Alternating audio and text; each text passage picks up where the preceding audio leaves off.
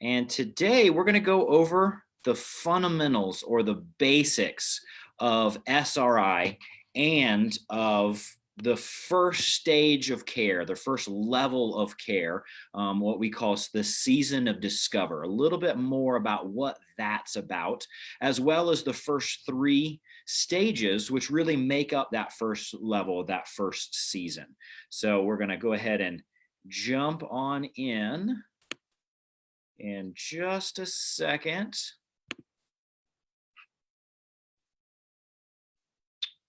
See if I can share my screen here. Now, normally during my classes, I allow questions, but since I'm going to be sharing my screen and I'm not really going to be able to see many of the questions, we're going to go ahead and hold questions off until the very end.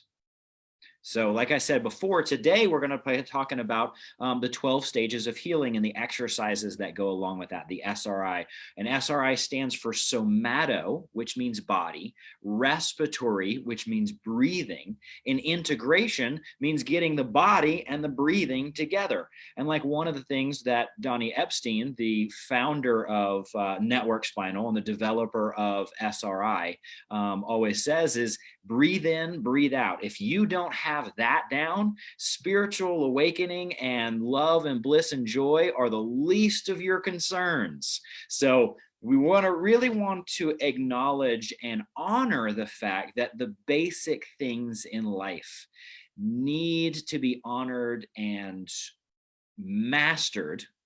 Otherwise, moving up to other places or stages or experiences of life is going to be unsustainable at best. So the first thing we want to recognize is, why are we doing SRI? Like, what's the main points of touching our body and breathing into these spots? Like, why would we even waste our time doing this? Well, in chiropractic, there's this theory called the one cause and the one cure for disease. And this theory has been very misunderstood, so it's been very misrepresented throughout time. But really, it comes down to the basic understanding that healing only happens in one of two ways. Okay, number one, the repair of cells, and number two, the replacement of cells. Okay, that's it. So anything that tries to come into the body and damage those cells, all right, the body's going to have to recognize the difference between itself and its environment. If the body cannot recognize a body cell versus a virus cell, it's not going to be able to mount an attack. If we're walking through and we do not recognize that there's a coffee table right in front of us, we're going to bash our leg and fall over and injure ourselves. So the underlying basic cause for all diseases out there is the body's inability to recognize and respond appropriately to either itself or the environment. If that can't happen, there is going to be damage. And our body tells us about that damage through symptoms. The one cure for all disease is the body's ability to heal itself. And no one or no thing outside of a living body can repair or replace the cells. It's only the living body that can actually do that. Now, lots of doctors, lots of healthcare providers, lots of friends, lots of people around us in our community can help us to remove the obstacles to the repair or the replacement of cells, or they can help us to increase our awareness and our ability to respond to ourselves, to comprehend ourselves, and to comprehend the environment. So SRI is one of those exercises that helps us to better comprehend ourselves, to really get into what's going on up underneath the surface in our subconscious, what's happening inside this body that I'm not aware of. And because I'm not aware of it, I'm just plowing through. Because I'm not comprehending what this body is asking for, I may be going in a wrong direction for what the body needs. pushing myself deeper and deeper into suffering, into pain, into discomfort, into symptoms, into disease. So with SRI, what we're attempting to do is to connect with ourselves. Let the rest of the world take care of itself for a little while and really tune in. This body, this nervous system that we have, it creates all of our experiences. Everything that we feel, the way that we feel about things, everything that we experience, everything that we think we see, smell, taste, touch, observe, feel, all of it is actually created inside of our body and our nervous system. So whenever we're doing SRI, basically what we're doing was we're kind of hacking the nervous system. We're hacking the experience generating system of our body so that we can influence it, so that we can push our experience in one way or the other. But in order to push our experience into one way or the other, we first have to acknowledge that we're the ones creating it. And there's a lot going on that's adding into our experience that we're not aware of. And if we're not aware of it, we're not going to be able to influence it. So SRI, not only is it increasing our body's awareness of what's going on, our mind's awareness of what's going on, but it's also stimulating a certain portion of the nervous system called our vagus nerve. And that vagus nerve runs right on the underside, but underneath the skin, on the underside of the ribs, right on the very front of the spine. It runs through this entire area, and it's taking in all the information from our organs to tell our brain, hey, we're not being eaten. It's safe to come out of survival mode. And when we're out of survival mode, that pushes us into healing mode, into repair mode, into recovery mode. So not only are we increasing our comprehension of ourselves so that we can have a more impactful influence on ourselves, but we're also, through breathing and through touch, we're pushing the body, or we're stimulating the body, we're influencing the body to move away from stress mode and to move back into repair mode. So this first three stages that we're going to talk about today, and then we're going to practice one of the stages right after this so that everybody can get a feel for this. Okay, these first three stages, they fall into the first level of care in network spinal chiropractic. And the goal of this first, we call it season, and we call them seasons, these levels of care, because they're going to come back around in some way, shape, or form in our life. They're not going to come around in the exact same way that they are right now or that they did in the past, but some part of our life is going to need to go through this process. Some part of ourselves is going to go back through this process. So one of the interesting things about the practice of SRI and the 12 stages of healing and the levels of care that we deliver at Organic Living Chiropractic is that us as individuals, as a being, we're not just in one level of care singularly. We're not just in one stage of SRI singularly. We are in multiple levels, multiple stages, but different parts of us can be in those different stages. For example, socially, could be doing great and I am just thriving and I'm just so much in awakening and I'm helping other people, but in my family, maybe having a lot of suffering going on. So my family life, or the family dimension of me, may be in the season of discover, whereas my social dimension may be in the season of awaken. So just recognize, as we're going through these stages, as we're learning about this, be aware that some of these are going to sound very familiar, and they'll probably sound familiar for a particular part of your life. And that's why a lot of them sound familiar, because you've got a lot going on. You don't have just one aspect of yourself in one part of life. We're a collection, we're a community. We have all these different parts. So we're going to talk about the season of discover today, because discover is really making up are made up of these first three layers, first three stages. And the season of discover, the whole focus of discover, the whole point of going through discover is to find new and novel relationships between our reactions that cause us to drop into avoidance, disassociation, and pain.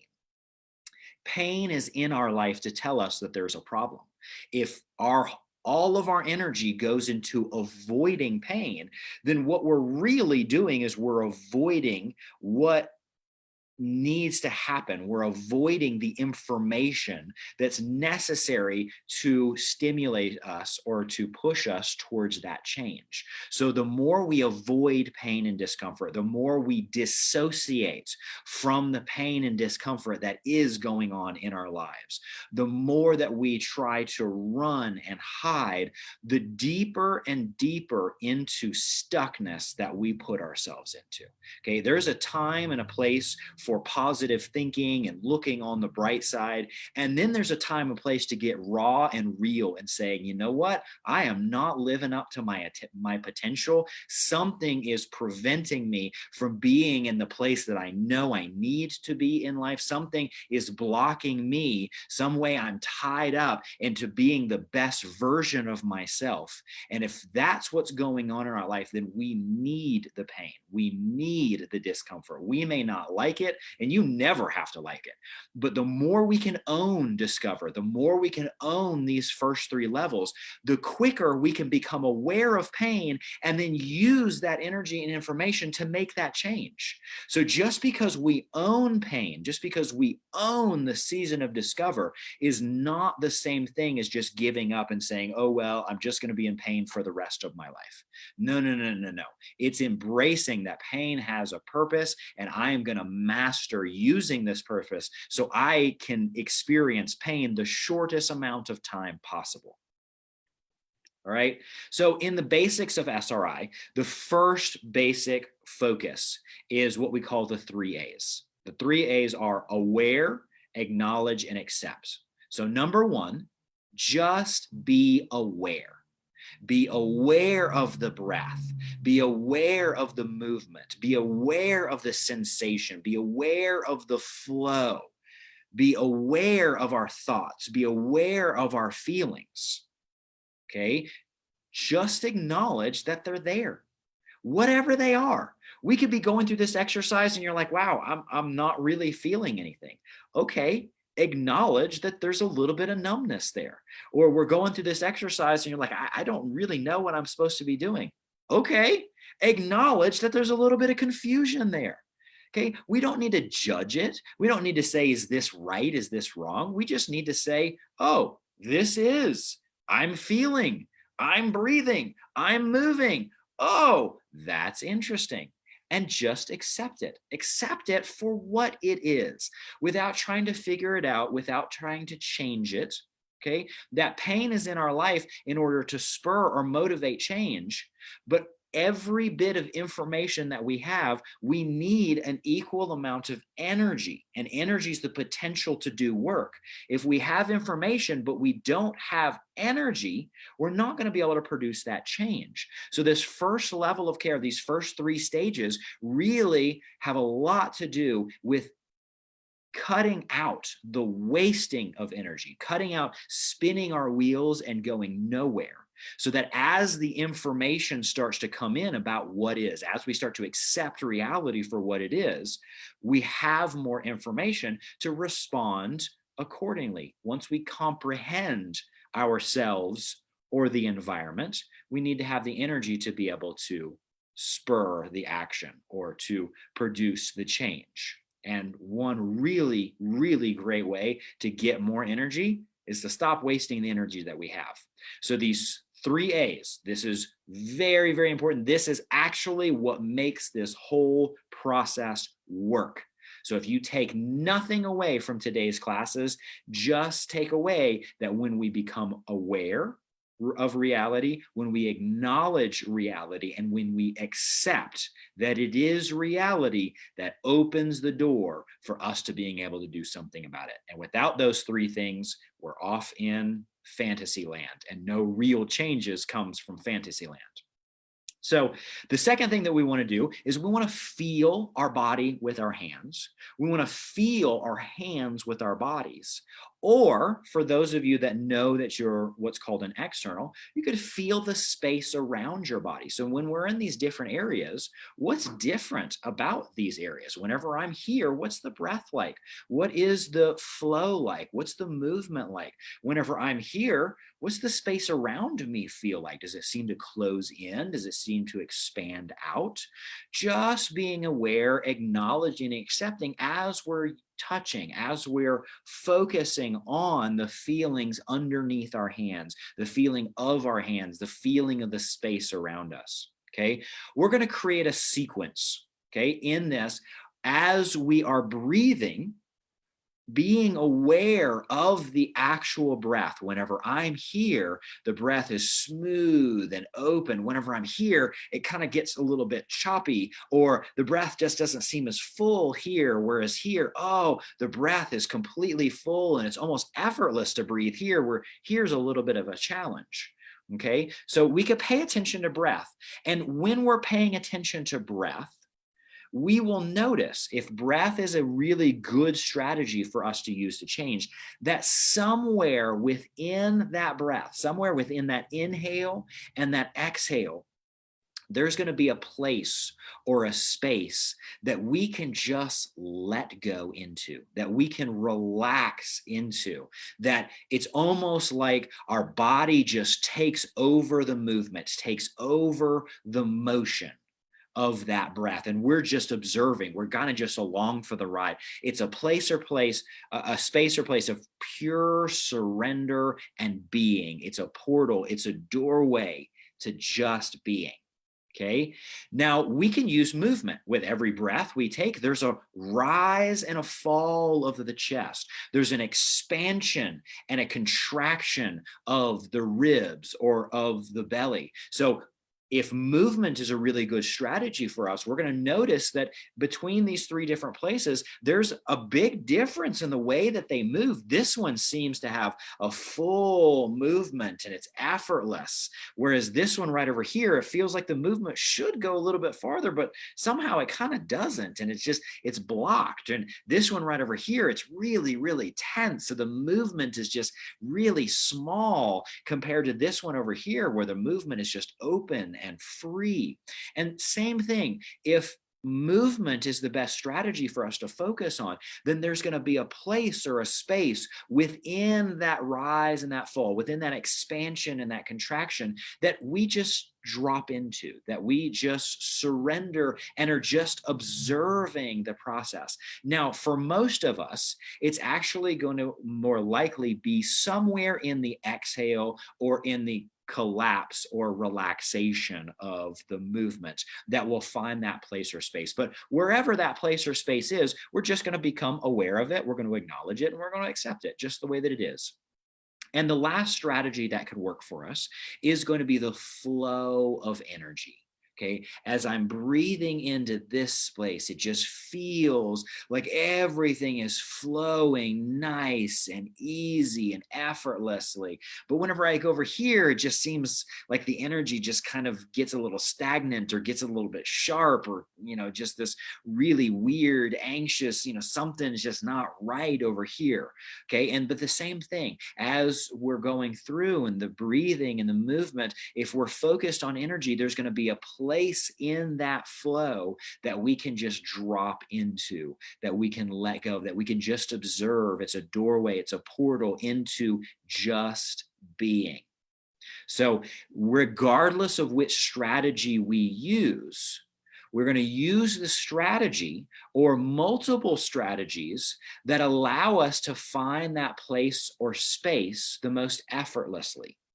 Okay, so if we're just beginning, if this is your first SRI or the first time you've watched that video, just try to find one of those strategies in which you notice, yep, each one of these spots, there's a place or a space of that peace and ease.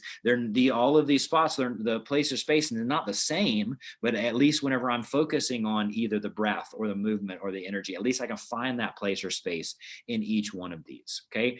Now, there's going to be one of these strategies that doesn't work at all, or it's going to be a challenge and you're just like searching for it and your mind is drifting off. Okay. Always go to what's working. Don't worry about what's not working. So if you find one or two of those strategies work for you, great. That's what you play around with. Okay. If you find one's a challenge, stay away from it. Don't even worry about it. Not important right now. Later on, that'll come into play. But for right now, just go with what works. And we expand whatever we focus on. So if you're focused on what's working, guess what? You're going to get more of what's working. If you're focused on what's not working or the problems, guess what? You're going to get more of what's not working or the problems. Okay. In this exercise, we want to breathe fully, but at the very beginning, we don't want to strain or we don't want to struggle. All right. So we're going to be curious about the fullness. Where's the borders? Where are the edges between a full breath and really struggling or pushing? Where's the boundary or the border between the full collapse and squeezing my body? Where is that? It's just curious. We're just trying to increase our awareness and acknowledge that new awareness that we gain. Okay, so we're going to go ahead and move on here into the very beginning of this process. Okay, the very first of the 12 stages of healing developed by Donald Epstein, the very beginning of care, which is that first stage, the first SRI practice that I recommend everyone doing on a regular basis, just because it's so beneficial in and of itself, is stage one, the stage of suffering. And in stage one, the experience is just overwhelming, dark, despair, hopeless. Something is wrong. We don't even have enough bandwidth to think about what's wrong or what it possibly could be. It's just this horrible, overwhelmed, dread sense that something is wrong. And we'll be asking ourselves questions in stage one, like, oh, why is it me? Or why is it never me?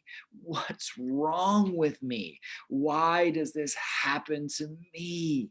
Why does this never seem to end? All right, when we begin to get into the first stage, the stage of suffering, the feelings are hopelessness, loss, despair, and depression. The good news is that if we own this first stage, if we can become aware, acknowledge, and accept that that's what's going on, as we start to gain more energy, more potential for change, on the other side, as we go through stage one, on the other side of suffering is peace and reassurance. Yes, something's wrong, but this is all part of a process. And for right now, it's okay that I can acknowledge that something is wrong. I'm reassured because now I at least have the awareness that something's wrong, rather than running around as if everything's perfect and there is something wrong. Catastrophe is about to happen. We want to know that. We want to be signaled that says, hey, wake up, something is wrong. Otherwise, we may be running headlong right off a cliff. So there's a benefit to this first stage, even though most people spend the majority of their time and their energy in this lifetime trying to avoid this. And we can move through it. We can move through it very, very quickly. But the more that we avoid it, the more we resist, the more it will persist. In stage one, suffering, the lesson that we have to accept is that we are helpless. All right? This is not resigning ourselves to being the victim forever and this just the way life is. Okay, it's just acknowledging that sometimes in life it seems like we're totally helpless, and it seems that way because we're going to need help at some point in our life. If we can't get to that place where we acknowledge that we're helpless, then we're not going to get to the place where we can find help, much less receive that help, even if we do have it right in front of us. The lesson that we have to learn is that sometimes what we're doing is not working. And the sooner we get to that lesson, the sooner we can stop spinning our wheels going nowhere and actually start to look around and go, okay, if this is not working, well, what else? Maybe something else will work. The lesson that we have to learn in stage 1 of suffering is that sometimes it seems like it's never going to end. And it seems like that because maybe we're on the wrong journey. Maybe we're going in the total wrong direction. Maybe we are great at climbing the ladder, but maybe our ladder is on the wrong building. So we need this signal. We need to learn this lesson of stopping and acknowledging that something is wrong, acknowledging that we're helpless, acknowledging that it's not working, acknowledging that it seems like it's never going to end, because it may never end if we keep going in the wrong direction. The cause of being stuck in stage 1 is there's a part of our being, there's a part of ourselves that has been separated, rejected, judged, isolated from the rest. And we are a whole being. We are a collection of individual cells that make up our body. So if we reject, if we demonize any part of our body's not going to function as it should, because it functions as a whole. And every single one of our parts is necessary to create a whole. But if we've spent a lot of time dividing ourselves up into, this is something that I'm going to go ahead and accept, and this is something that I'm going to push away and reject, the more we do that, the more we create a divided sense of self. And that's the purpose of suffering. Now, the good news is that suffering begins and ends in the mind. Okay, suffering is not the same thing as pain. Okay, pain is an unavoidable but very necessary signal in life. Suffering, we only need that signal for a split second if we know how to use it. But suffering is that dark despair, that black place of, oh no, there is no light at the end of the tunnel. Okay. And that is not just a physical sensation. That is very much of a mental conceptualization, because again, we're not using our whole selves. We're only using part of ourselves. And so our mind is creating this false sense of reality because we're really feeding it, giving it information based on a false sense of self, a fractured, a divided sense of self. Okay. Suffering is very, very natural, very normal, and very beneficial whenever we are acting in a distorted sense of self. In a sense, it's kind of a wake-up call that says, hey, this is not sustainable. You're not going to keep going on without being a whole version of you. Okay. But we need to do in the stage of suffering is to stop thinking about why the suffering is there and just accept that that's where we are right now. Now, this paradox of change, this is a challenge, because most of us, with the second we feel pain, the second we feel suffering, we just want to jump into the change part. And that change is coming. It's very necessary. That's the whole reason we're experiencing it, because change is necessary. But we're not going to be able to change something that we're not fully aware of. If we don't recognize who we are, if we don't recognize the environment around us, we're not going to be able to produce the right amount of change. If all the lights are off in your room and it's pitch black, you're not going to be able to go and organize that room because you're not aware of it. So the paradox of change is we can't change what we're not aware of, but when we become aware of something because of the nature of consciousness, just by observing something, that thing that we are observing starts to change. And we can see this in laboratory settings all across the world. So we get so caught up into trying to force the change, but in reality, the more we stop and the more awareness that we gain, the better our ability to change is going to be. And that change can actually come about effortlessly, which is very different from what most people's paradigm is. So self-awareness is in itself transformative. All right. And we're going to go over this exercise in just a minute. But basically what we want to do is we want to experience through either the breath, the movement, or the energy, that place or space of peace and ease at each one of these three different spots: the very upper spot, right where the neck meets the chest, the middle spot, which is right over the solar plexus. If you feel down the chest, this is bony, bony, bony, and then it gets soft right here, right at that midpoint between hard and soft. This is called the solar plexus. And then the very bottom spot is right over the belly button. Okay, our palms are going to be palm over palm, not hand over hand, but palm over palm. And we're just going to tune in to each one of these different spots as we're breathing fully in our nose and out our mouth. All right. Now, once we've identified which one of these three spots has the largest place or space of peace and ease, it's the most effortless one to connect to. It just feels the best out of them. What we're going to do is we're going to hang out there because, again, whatever we focus on expands. Whatever we pay attention to, we get more of. So in stage one, we want to get more of what's working. So we stay with that place, that space of peace and ease that we can connect to the most.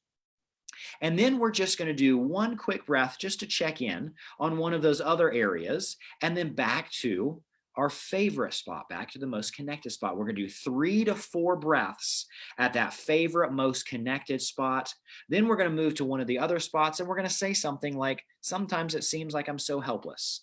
And then fully experience that less than ideal spot, and then move back to the ideal spot. And again, 3 to 4 breaths, move to one of the other spots, and then say something along the lines like, it seems like nothing works. Fully, curiously experience that place or space of peace and ease in one of those other spots, and then back to the most connected spot. Full in, full out, 3 to 4 rounds. What we're doing here is we're showing the brain, this is good, this is good, this is good.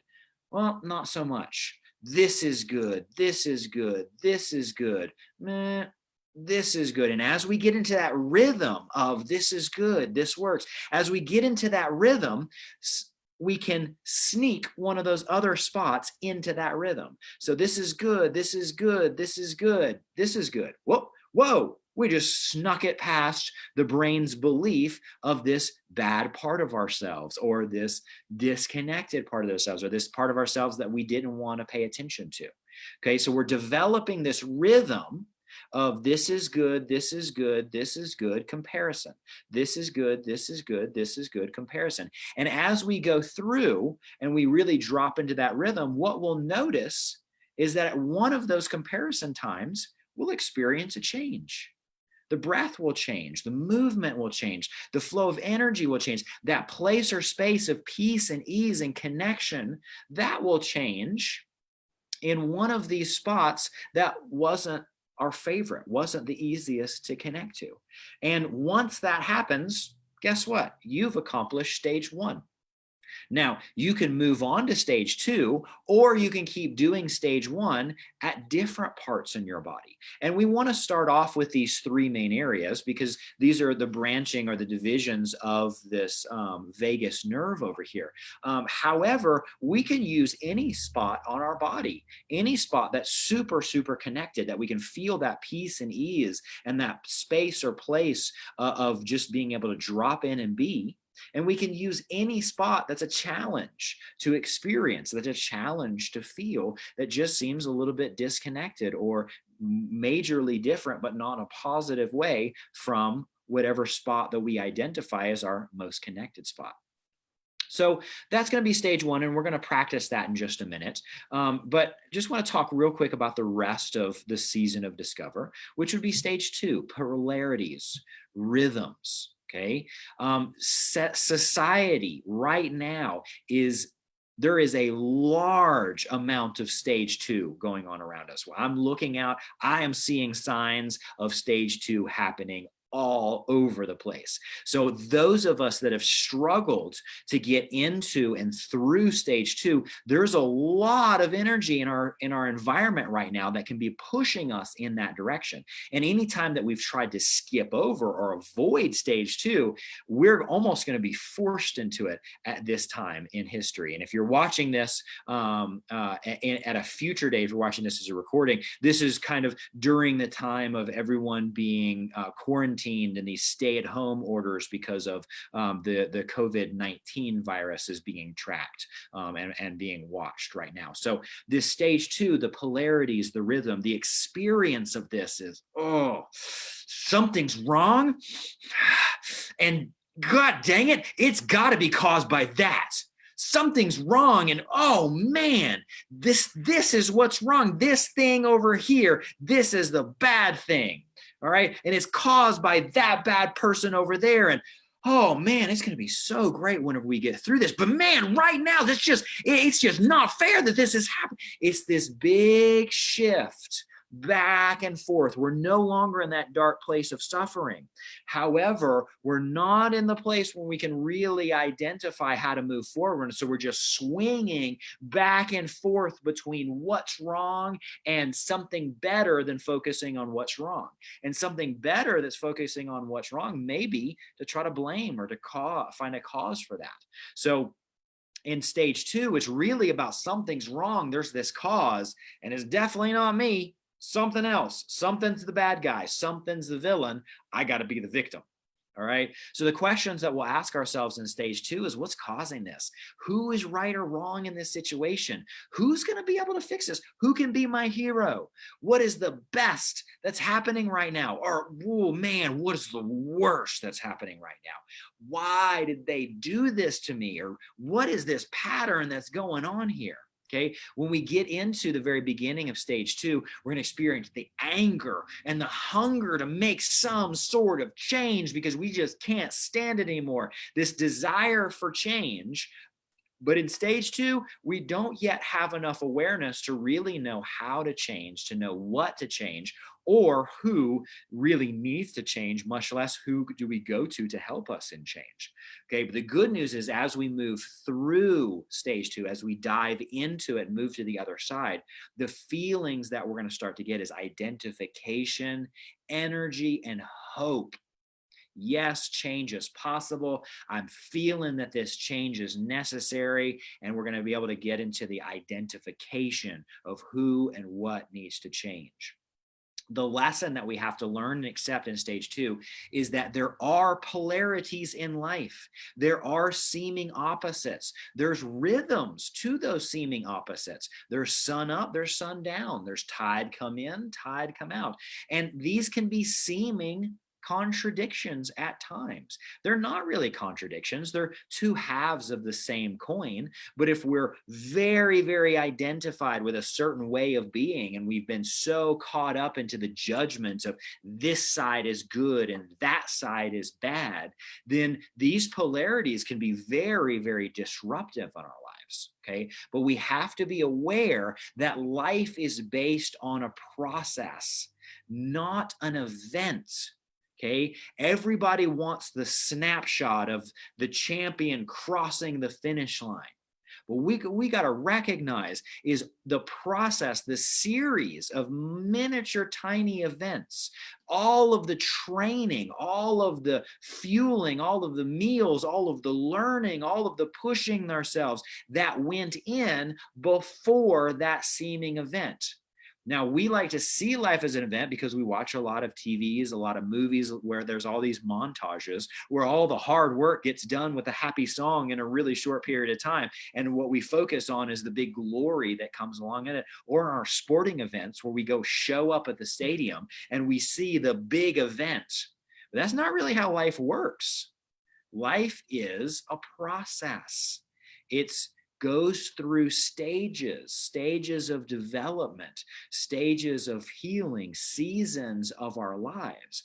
And by overvaluing one, we end up undervaluing something else. And when we undervalue something, we don't really get the most out of it. And therefore, the rest of that process is going to be hampered because every single step is necessary in order to get to what we would consider the event. And even our suffering has a rhythm. So the cause of being in stage 2 is that we've overdeveloped an identity. We have claimed or tried to build this identity. We've become too identified with a distorted sense of self. Okay, this distorted sense of self that's built of all the things that we like and rejecting all the things that we don't like. But again, we can't be whole without all of those things. So one of the hallmarks of stage 2, okay, and this is one of the reasons that I say I'm seeing a lot of it out in the world right now, is that we will project what we don't like about ourselves onto the outside world. Okay, if we really need to be moving and putting in more energy and effort, man, all of those lazy people, they are just going to piss us off when we're in stage 2. Okay, if we really need to take more authority and more responsibility for what's going on in our lives, oh man, are all those politicians, they're just going to be pissing us off in stage 2. Okay, what we don't like about ourselves, what we blame, what we judge in ourselves, because stage 2, there's not a tremendous amount of energy. It's much easier to look and see all of that stuff in the outside world than it is to look and see it in us. All right. And in stage 2, we are going to over rely on a hero or a villain. The villain gets the blame. The hero is going to be where we put all of our faith into, you're the one that's going to be able to help me change. All right. And again, how does healing happen? Repair, replacement of cells. Who can do that? Just the individual body. But in stage 2, we need to have that hero, that villain, and that victim polarity in order to wake us up to the rhythm, in order to wake us up to the process that's happening so that we can take part in that process and we can influence that process. All right. Now, the good news is humor discharges the pain of these seeming opposites, these polarities or these contradictions. So when we notice that we are in judgment, when we notice we're in exceptional amounts of blame, when we notice that we are getting caught up into hero worship and putting all of our faith into something or someone that's going to come along and save us, one of the things that we can do to move quickly through stage 2 is laugh. Find the irony in it. Find what's funny about it. Put on a funny movie. Put on a stand-up comic and just laugh. Laughter is true medicine when we're in stage 2. Okay, stage 2, we're going to go over in depth how to do this next week whenever we do our actual practice of SRI. Okay, but then the last stage in the season of Discover is stage 3. Stage 3 is stuck in a perspective. All right, the experience that we have in stage 3 is, oh man, I need to change. Change has to happen. I am so stuck. I am so freaking sick of this happening again and again. Oh my gosh, look at, I'm doing it again to myself. Oh my gosh, this just keeps replaying again and again. I'm not even learning it. Oh my gosh, I did it again. So the experience is we need to change, but because we don't know how and we don't know what to change, we're replaying this pattern. Now, the good news is when we recognize that we are replaying the pattern, guess what? We now have put the power, we've put the responsibility, we have put the energy into the place that it needs to be in order for change to happen in our lives, which is right here. So stage 3 is where we start to take ownership of who the hero really needs to be, and it's right here. We're not playing the victim anymore. We're saying, yep, I'm the one that can change. I'm the one that has to change. I'm the one that's creating part of this problem. Oh my gosh. All right. So the questions that we're going to ask ourselves is, man, why can't I make a breakthrough? Why do I keep doing this to myself? Why am I so stuck again and again? Why am I blocked? What's going on here? Why can't I solve this? All right. Stage 3 is about a lot of frustration. All right. Now, frustration and anger is something that many people avoid. However, frustration and anger, there's a high charge to those. There's a lot of energy, there's a lot of potential to do work with frustration and anger. Suffering, hopelessness, despair, apathy, depression, there is not a lot of energy. So when we start to get angry, when we start to get frustrated, this is a time to actually celebrate, because now we're actually having enough energy that change would be possible. In despair, in hopelessness, and depression, change is not possible. That's why we just got to stop and just build up our reserves a little bit. Okay. But as we move through stage 3, as we dive into it and come out on the other side, we get to a sense of peaceful waiting. I know I'm stuck. I know I'm repeating this pattern again and again. I know I'm the one that needs to change, and it's coming. And it's coming. Wait for this process to come back around. I got this next time. All right. The lesson that we have to learn in stage 3 is that the pattern, the process, those polarities that we discovered in stage 2 are somehow connected to how we are perceiving life, how we're reacting without being aware to life's events. Okay, the cause of being stuck in stage 3 is that we've been rejecting our responsibility to be consciously involved in life's processes, in life's events. And instead, we've been choosing to rely on our instinctual reactions, our unconscious, our pre-programming, something, someone, or something else installed in our operating system at some point, but not here and now. Okay, we haven't really been present in order to say, this is the right choice for me. This is the right response for me as a unique individual. Okay, responsibility for some people can be a dirty word, but here it's the ability to respond. All right. So if we have the ability to respond, we can change a lot of things in our lives. If we don't have the ability to respond, if it's someone else's responsibility to make the change, well, guess what? Now you're a victim. Now there's nothing that you can do. So the more that we become aware that we are responsible of, the more influence, the more impact, the more change that we're going to be able to enact. All right. The way that our nervous system, the way that our brain and spinal cord processes information literally creates our experience of life. Two people can go through the exact same events and have totally different experiences of it. And guess what? You have the ability to affect your experiences. I have the ability to affect my experiences, but we have to take the responsibility in order to do that. And the first step to do that is to acknowledge we're the one creating the experience in the first place. Okay, stage 3 is the bridge between suffering and actually being able to do something about it, because now we've said, yep, I'm the one that needs to do something about it. So the power is in the place that you have the ability to influence and control. Okay. And stage 3, we're really going to need to surrender to something higher than the consciousness we've been operating at. Now, we can call that consciousness whatever we want to call it, higher self, God, the universe, evolution, it doesn't matter. But we're going to have to acknowledge that the way that we've been going about life has created problems. So there's got to be a better way. There's got to be a bigger, brighter mind out there somewhere. And I am going to surrender to the process of this greater, higher consciousness influencing and start to work with it rather than trying to do it all on myself. Because the second we try to do it all ourselves, we bring us right back into stage 1, because obviously we have not learned that sometimes we're going to need help.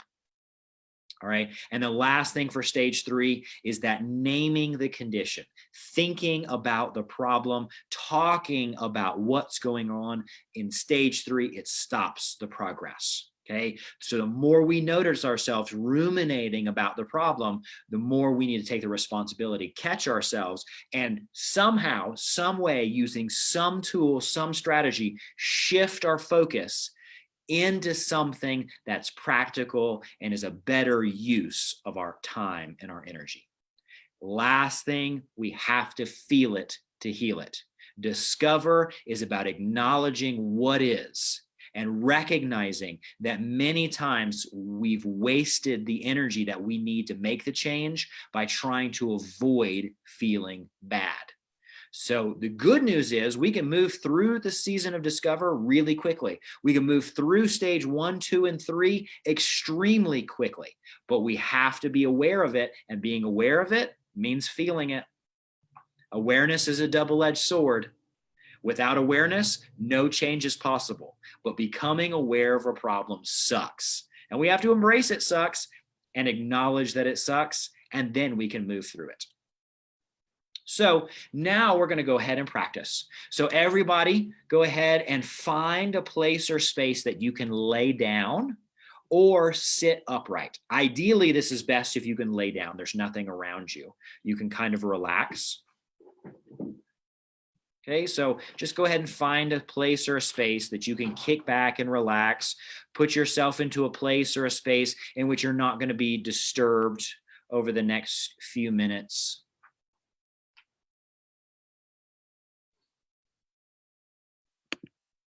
Okay, and for those of you that have already found that place or that space, what I'm going to ask you to do is go ahead and start breathing in your mouth and out your nose.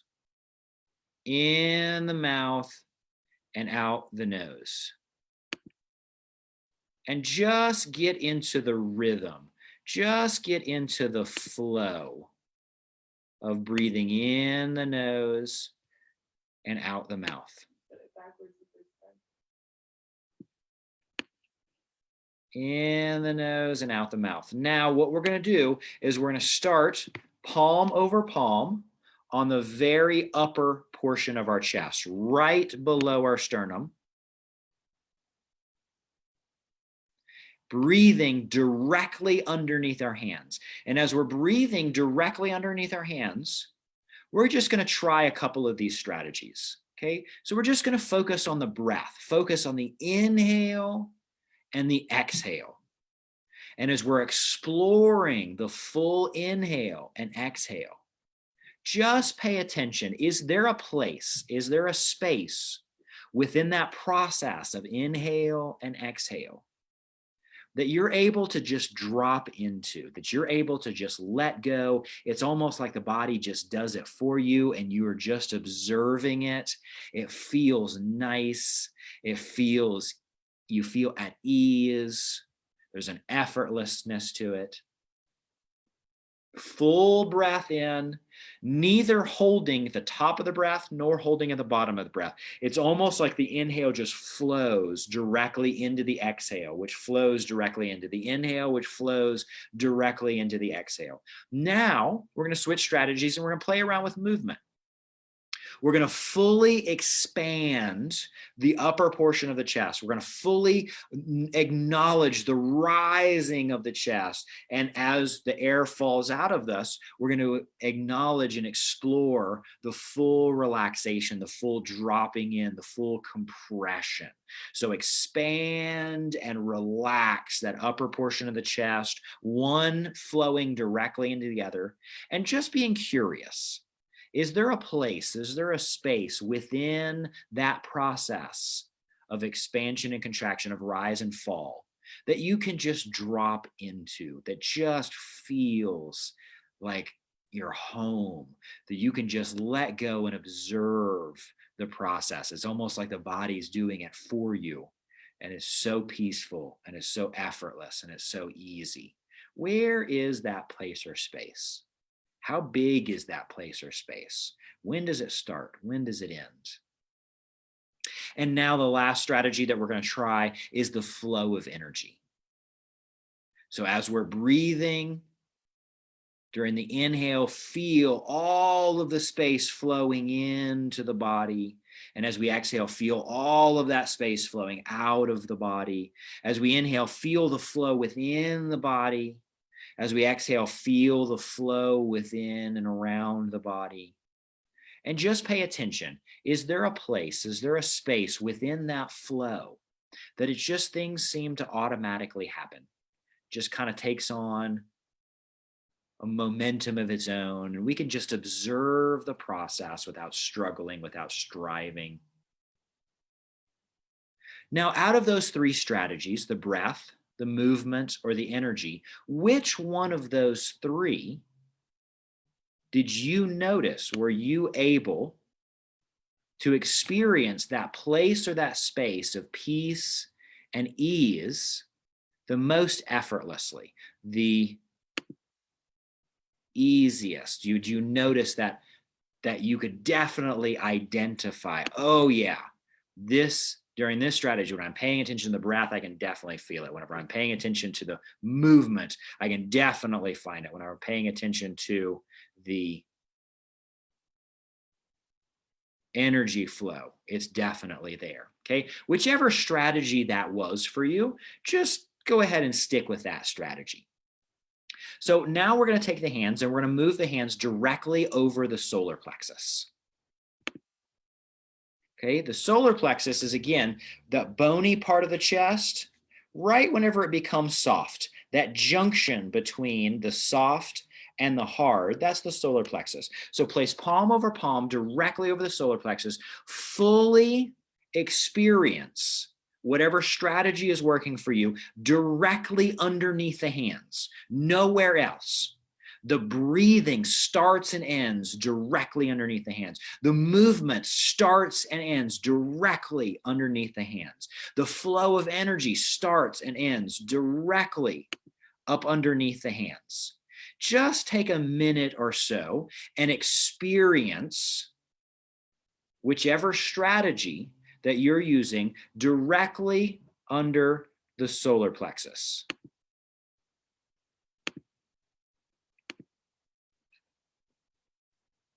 Now, move back up to the top spot using whatever strategy. Compare and contrast the very top to the solar plexus. Which one of those places has the easiest time finding that place or space of peace and ease, dropping in, just being? Which one of those comparative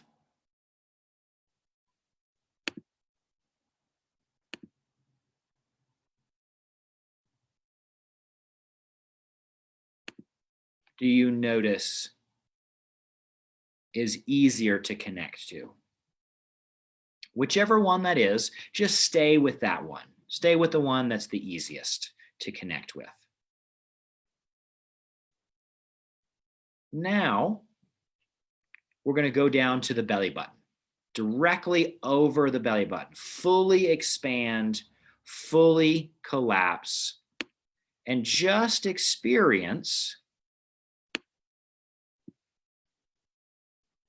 the difference between those upper two and the belly button. Go back and forth at your own pace, really experiencing through whatever strategy is working for you. What is the difference between the size, the shape, the intensity of that place or space that you can just drop into and be?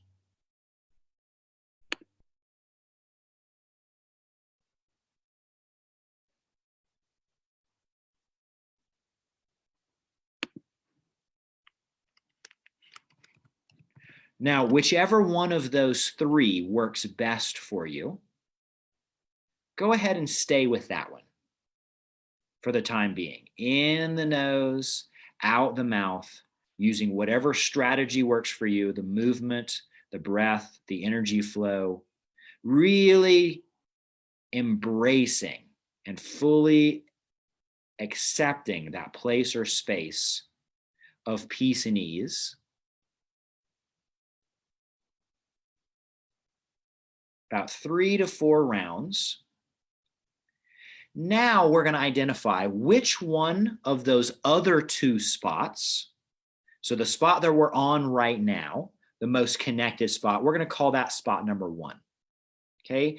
Now, of spot number 2 or spot number 3, which one of those is the most challenging? Which one is the least connected? Which one seems to be the most resistant to connecting to? Which one seems to be the most tense, the most uncomfortable, the one that you try to tune into and you get the most distracted and your mind starts to wander? Which one has the smallest or the least intense place or space of peace and ease?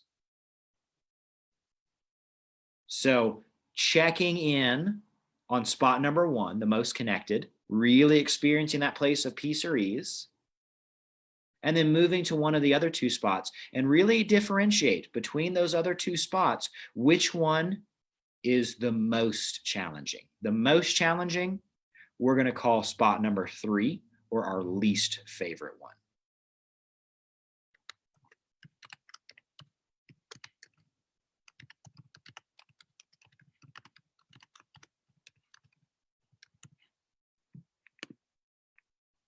Now, starting with spot number 1, our favorite spot. Challenge. 3 to 4 breaths into our favorite spot. Really dropping into that place of peace and ease. Now, move to spot number 2, the one that was neither the least connected, nor was it the most connected. It was the one somewhere in the middle. Fully experience that place or space of peace and ease in spot number 2. Experience the difference between spot number 2 and spot number 1. Now move back to spot number 1, the most connected. Full flow, full breath, full expansion, full exhale, full collapse, full flow. Just paying attention to that place or space of peace and ease in our most connected spot. 3 to 4 breaths. Now move back to spot number 2 and repeat after me.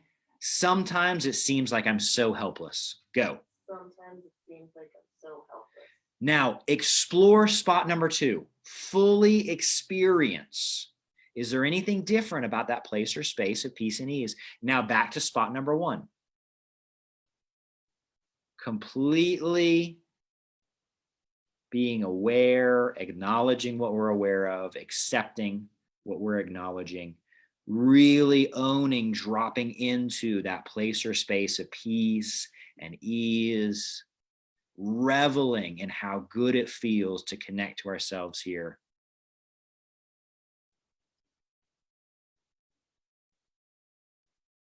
Now move back to spot number 2 and repeat after me. Sometimes it seems like nothing works. Go. Sometimes it seems like nothing works.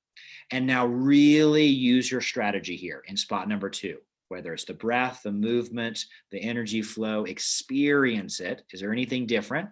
Now move back to spot number 1. Again, dropping in, owning, reveling in spot number 1. In that place or space of peace and ease and just being in connection. And recognize that these spots can change. And if they do, just acknowledge that change and go with them. Sometimes spots may even switch. Spot number 1 may change, and that's okay. Just go with that. Now, moving back to spot number 2, repeat after me. Sometimes it seems like things will never change. Sometimes it seems like things will never change. Now fully experience spot number 2. Just observing and being aware of that place or space of peace and ease. And now move back to spot number 1. Fully embracing spot number 1. Fully acknowledging that place or space of peace and ease, dropping in, reveling in it, After about 3 to 4 full, complete rounds where we're dropping in to that place or space of peace and ease. Now, last time, move to spot number 2 and repeat after me. Sometimes it seems like I'm so stuck. Go. Sometimes it seems like I'm so stuck. Now, explore spot number 2. Using whatever strategy works, searching, feeling, exploring that place or space of peace and ease, and back to spot number 1. Now explore the place or space of peace and ease of dropping in at spot number 1. Now move to spot number 2 and explore that space or place of peace and ease. Is there anything different than when we first started about spot number 2? And it doesn't matter what the difference is there a difference? If there is, we can move on. If not, we just kind of keep going back and forth, back and forth. 3 to 4 breaths into our most connected spot, 3 to 4 breaths into spot number 2. So now move back to our most connected spot. And if we experienced a change, then now we're going to work with our most connected spot, spot number 1, and our least connected spot, or our most problematic spot, spot number 3. So 3 to 4 full experiences of either the movement, the breath, or the energy flow directly in spot number 1, really reveling in that place or space of peace and ease. Now move to spot number 3 and just explore with curiosity. What's the place or space of peace and ease like in spot number 3? And then back to spot number 1. Really revel in that place, that space of peace and ease and connection. Really explore and experience it. No judgments, no labeling, just the feeling, just the experience, just the acknowledgement, just finding the borders or the boundaries, dropping into the intensity. Now move to spot number 3 and repeat after me. Sometimes it seems like I'm so helpless. Go. Sometimes it seems like I'm so helpless. Now, using your strategy, explore spot number 3. What's that place of peace or ease like now? And move back to spot number 1. 3 to 4 full rounds into spot number 1. Dropping in, experiencing, reveling in that place or space of peace, ease, connection, just observing.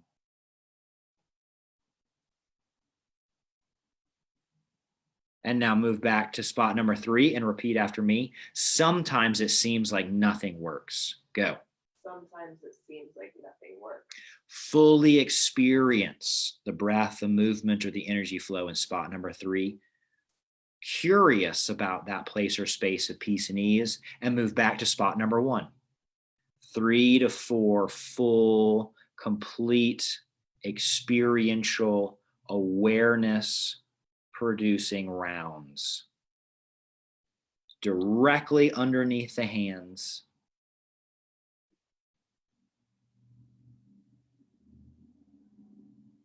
Exploring, experiencing, moving through that place or space of peace and ease.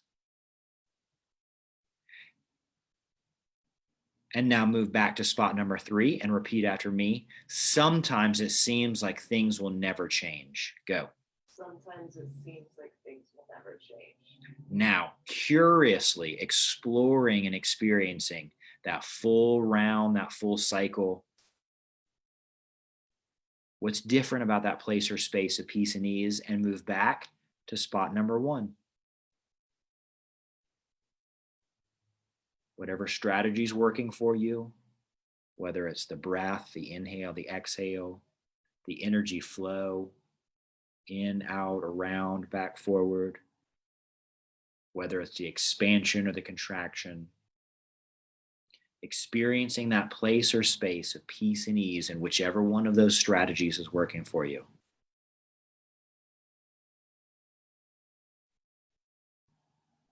3 to 4 full rounds into the place that we're most connected, expanding our awareness of it.